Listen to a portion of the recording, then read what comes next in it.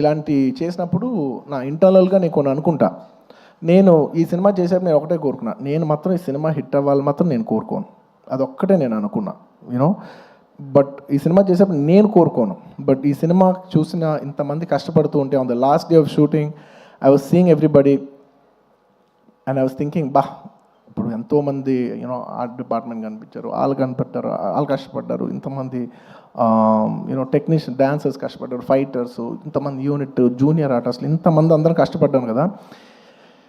వీళ్ళందరికీ ఆల్మోస్ట్ చాలామందికి ఒక 3 years 5 years కష్టపడ్డారు. వీళ్ళందరికీ ఒక మీనింగ్ఫుల్ ఫిల్మ్ ఉండిపోవాలి లాస్ట్లో ఇదంతా 5 years సినిమా పోతే ఒక 3 years వేస్ట్ చేసుకున్నామండి, 5 years లైఫ్ పోయింది, ఇలా ఒక నెగిటివ్ మొత్తం ఈ హోల్ 5 years ఎక్స్పీరియన్స్ ఒక బ్యాడ్ ఎక్స్పీరియన్స్ కనుక గుర్తుండిపోద్ది. So on the last day నేను కోరుకున్నా, వీళ్ళందరికీ పనిచేసిన వాళ్ళందరికీ ప్రతి ఒక్కరికి ఇది ఒక చాలా మంచి పాజిటివ్ ఎక్స్పీరియన్స్ అవ్వాలి. ఈ 5 years of their life should be meaningful అని నేను దేవుడిని అనుకోండి, ఎనర్జీ అనుకోండి, యూనివర్స్ అనుకోండి, ఏమని అనుకోండి, నేను కోరుకున్నాను. వాళ్ళ కోసం అవ్వాలని మా అందరి లైఫ్స్ మీనింగ్ఫుల్ చేసినందుకు నీకు thank you for making everything meaningful. And చాలా సందర్భాల్లో మీరు నమ్మరు, ఈ 5 years జర్నీలో చాలాసార్లు అసలు ఈ సినిమా అవుతా, అసలు కోవిడ్లో మేము షూట్ చేసేప్పుడు కోవిడ్లో you know we were in rule almost 25 people 15 people కంట కలిసి ఉండకూడదనే టైంలో మా యూనిట్ 500 మంది కలిసి ఎలా పనిచేస్తాం? వీళ్ళు ఇచ్చిన రూల్ 25. ఇలా ఎన్నో కష్టాలు 2020 నుంచి ఎన్నో కష్టాలు, జూమ్లో మీటింగ్లు అయ్యి లుక్ టెస్ట్లు ఒకటి కాదు. ఒక పాయింట్లో అయితే మీరు నమ్మరు, నేను జాతర ఎపిసోడ్ షూట్ చేసేప్పుడు ఫ్లోర్ మీద పడుకుని ఈ జాతర ఎపిసోడ్ దీని ఎండ్ నేను చూస్తానా, ఇది నేను కంప్లీట్ చేయగలనా, లేదంటే ఇది నేను చేయలేనని మధ్యలో ఆగిపోద్దా ఈ ఎపిసోడ్ అని అనుకున్న రోజులు కూడా ఉన్నాయి. నన్ను నమ్మండి, ఐ ప్రామిస్. అలాగా ఎన్నో ఛాలెంజెస్. ఆ తర్వాత అసలు August 15th అంటే ఓకే అనుకోకుండా you know because of lot of technical issues and everything we have also lot to shoot. August 15th రాలేకపోయాం. ఆ తర్వాత December 6th అయ్యేసరికి అందరూ లాస్ట్ మూమెంట్లో rushing every given point I was thinking, అమ్మా ఈ సినిమా ఎండ్ చూస్తామా అనో. And darling, the end was worth every second in this 5 years. The end, you made it meaningful for all of us. Thank you, darling. And ఈ సినిమాలో నా ఒక్కడిదే కాదు, అందరిది ఎంతోమంది కష్టం ఉంది. సో ప్రతి ఒక్కరికి మరొక్కసారి థ్యాంక్స్ చెప్పుకుంటూ, ఈ కష్టం అంతా నేను ఇది ఒకటే కోరుకుంటున్నా, ఈ సినిమా కానీ హిట్ అయితే ఈ కష్టం అంతా నన్ను ఎప్పుడు సపోర్ట్ చేసే నా ఫ్యాన్స్కి డెడికేట్ చేద్దామని. I want to dedicate the entire efforts of this film and the success of this film to all my fans. I love you, my army.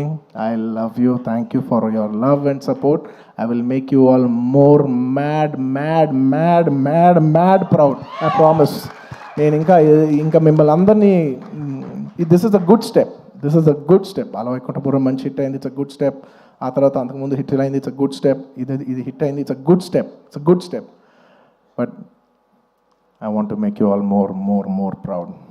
With all your love and with all your blessings, I hope to make you all more proud. ఇంకేమైనా మర్చిపోయి ఉంటే క్షమించండి, ఎక్కువసేపు మాట్లాడి bore కొట్టించుంటే క్షమించండి. Thank you each and every one of you. Once again తగ్గేదేలే. పుష్ప అప్పుడు చెప్పా, పుష్ప తగ్గేదేలే. పుష్ప 2 గురించి లాస్ట్ 3 ఏళ్ళుగా అందరు నన్ను అడుగుతుంటే ఒకటే అంటున్నాను. అందరు కూడా అనుకున్నారు, ఏంటి పుష్ప అంటే ఏం చెప్పట్లే, అస్సలు తగ్గేది. మళ్ళీ ఇదే చెప్తున్నా, పుష్ప 2 అన్నిసార్లు అన్నాను కదా, దానికి ఇదే మీనింగ్. మీకు చెప్పాను కదా, పుష్ప 2 అస్సలు తగ్గేదేలే. Thank you. అండ్ పుష్ప 3 అదేంటో నీకు తెలీదు, నాకు తెలీదు, కానీ అదొక అద్భుతంలాగా ఎందుకో ఎనర్జీ అయితే ఉంది. చూద్దాం, when ever things fall in place. Thank you everybody. ఆ మధ్యలో ఎవరు ఏవి ఇక ఆ కాంపౌండ్ ఈ కాంపౌండ్ అంటారని నేను అనుకోను. ఇక ఒకటే కాంపౌండ్ అంతే ఇండస్ట్రీది. That's it. ఏంటి ఫంక్షన్ ఉందా? ఎవరు హీరో? లైలా, మన విశ్వక్షన్ ఫంక్షన్కి వెళ్తున్నావా? ఎందుకు వెళ్ళకూడదు? అతను మన మనిషి కాదు, అవతల బాలకృష్ణ. అప్పుడప్పుడు తారక్ అంటాడు అని. అంటే మనుషులు అన్నాక వేరే వాళ్ళ మీద అభిమానం ప్రేమ ఉండకూడదా?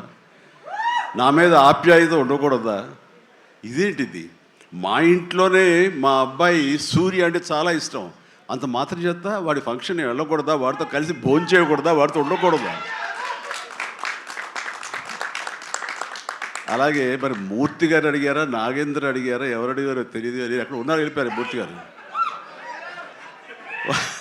తెలియదు కానీ నేను ఆ క్లిప్ చూశాను, వాయిస్ గుర్తు లేదు.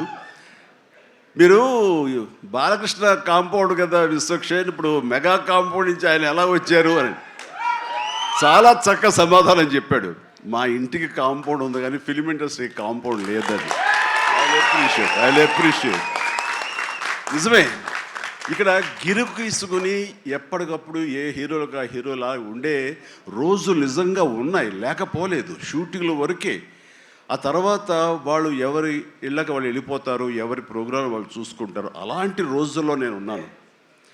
వాళ్ళు అలా ఉండటం మూలంగా వాళ్ళ మధ్య సఖ్యత ఉండదేమో, వాళ్ళ మధ్య ఒక విభేదాలు ఉంటాయేమో అనే ఒక రకమైన భ్రమలో ఇక్కడ అభిమానులు కొట్టుకుని చచ్చేవాళ్ళు.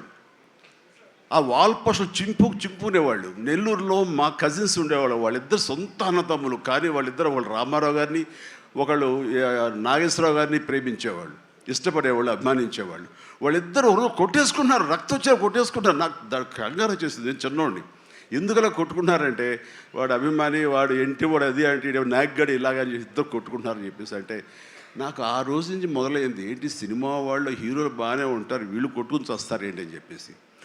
నేను ఫిలిం యాక్టర్ని అయిన తర్వాత హీరోల మధ్య ఒక సఖ్యత, సహృద్భావ వాతావరణం అది ఉండాలి, ఏర్పాటు చేయాలి బలంగా నాకు ఏర్పడటానికి ఆల్రెడీ అదొక ఇన్సిడెంట్. అందుకనే మెడ్రాస్లో హనీ హౌస్ అని అప్పట్లో ఉండే జర్నలిస్టులకు తెలిసే ఉంటుంది. ఆ హనీ హౌస్ ఏంటంటే 1 acre ల్యాండ్లో ఉంటుంది.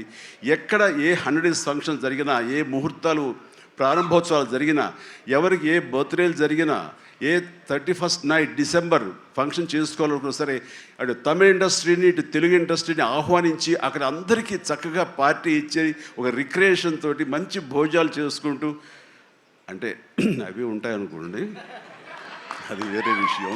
సో వీటితోటి మనుషుల్లో ఉండే అరమరికలు కానివ్వండి, పొరపచ్చలు కానివ్వండి, ఇవన్నీ కూడా సమస్యపై ఎంతో హాయిగా ఉంటారు. అది నేను ఆ విషయం చాలా చాలా సక్సెస్ఫుల్. కాబట్టి ఈ రోజుకి నాగార్జున, వెంకటేష్ అండ్ బాలకృష్ణ మేమందరం కలిసికట్టుగా ఉండటానికి, ఒకళ్ళ ఫంక్షన్ ఒకళ్ళు వెళ్ళటానికి, ఈ మధ్యకాలంలో బాలకృష్ణ 50th ఫిల్మ్ సందర్భంగా నట జీవితం సంబంధించి చేసిన ఫంక్షన్లో నేను పార్టిసిపేట్ చేశాను. అలాగే నాగార్జున మేము వెరీ ఫ్రీక్వెంట్గా కలుసుకుంటుంటాం.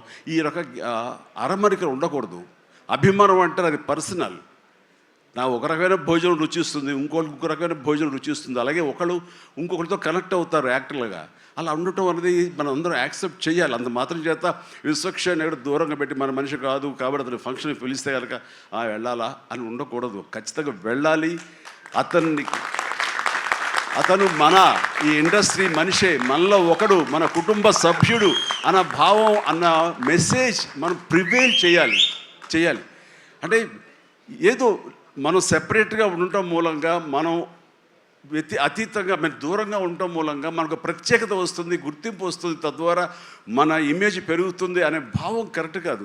మన ఇమేజ్ పెరగాలి అంటే, మనకి ఒక ఫ్యాన్ బేస్ పెరగాలి అంటే అది మన కంటెంట్, మనం చేసే సినిమా ఇస్తుంది తప్ప మనం ఏలినేట్ చేసేసుకోవడం, మనల్ని దూరం చేసుకుంటేనే కాదు. అందరూ కలివిడిగా ఉండాలి. అని మా ఇంట్లో ఇంతమంది హీరోస్ ఉన్నారు, అందరూ ప్రతిసారి కలిసిమెలిసిగా ఉంటాం, అన్నీ ఉంటాం. అలాగని చెప్పేసి మా ఇమేజ్లు తక్కువ. ఈ రోజున పవన్ కళ్యాణ్ ఏబీలో కనిపించగానే ఇది అన్నారు, దాన్ని గర్వపడాలి. పుష్ప 2 పెద్ద హిట్ అయింది, బ్లాక్ బస్టర్, దాన్ని గర్విస్తాను. అండ్ తర్వాత ఒక్కోసారి సినిమాలు ఆడచ్చు, ఆడకపోవచ్చు, కానీ మనం ఏవైనా సరే ఇండస్ట్రీలో ఒక సినిమా ఆడింది అంటే ప్రతి ఒక్కరు హర్షించాలి. ఎందుకంటే ఒక్కొక్క సినిమా గురించి, ఒక సినిమా ఆడిందంటే ఎన్ని వందల మంది, వేల మంది, లక్షల్లో కార్మికులు కానివ్వండి, పరోక్షంగా ప్రత్యక్షంగా వాళ్ళు దాని మీద ఆధారపడతారు, బతుకు జీవనం వెళ్ళగలుగుతారు. కాబట్టి వాళ్ళ బతుకు తెరువు కోసం, వాళ్ళ భవిష్యత్తు కోసం, వాళ్ళ యొక్క జీవితం కోసం మనం ఖచ్చితంగా హిట్ సినిమాలు చేయాలి. ఒక హిట్ ఎవరికి ఏ హీరోకి వచ్చినా సరే అందరం ఇవ్వాలి, అందరం ఆనందపడాలి. ఆ వచ్చిన డబ్బు మళ్ళీ ఎక్కడో పెట్టరు. ఇప్పుడు సపోజ్ సాహో ఉన్నారనుకోండి, అంతకుముందు తీసిన 3 సినిమాల్లో మంచి డబ్బులే వచ్చినాయి. అండ్ ఆ డబ్బు ఎక్కడో తీసుకెళ్ళి ఇవ్వట్లేదు, తీసుకొచ్చి మళ్ళీ నాకే ఇస్తున్నాడు, మన వాళ్ళకి ఇస్తున్నాడు, నటినట్లకి ఇస్తున్నాడు. ఈ డబ్బు ఎక్కడికి పోదు.